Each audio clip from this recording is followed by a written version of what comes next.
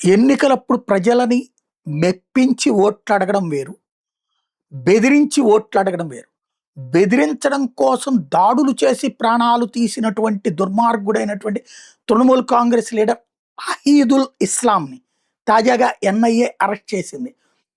దక్షిణ్ బమూనియా ప్రాంతంలోని బిజ్యోగంజ్ ప్రాంతంలో జరిగినటువంటి పేలుడికి కారణం తనేనని తేల్చింది.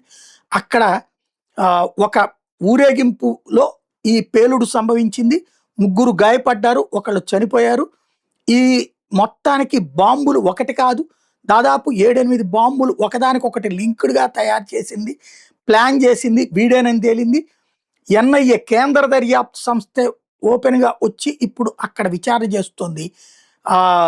ఇది మొత్తాన్ని నడిపినటువంటి వాడు, ఈ పేలుళ్ల మొత్తానికి సూత్రధారి అహీదుల్ ఇస్లాం అన్నటువంటి తేల్చారు. ఎన్ఐఏ కోర్టులో ప్రొడ్యూస్ చేసిన ఆయన తీసుకెళ్ళి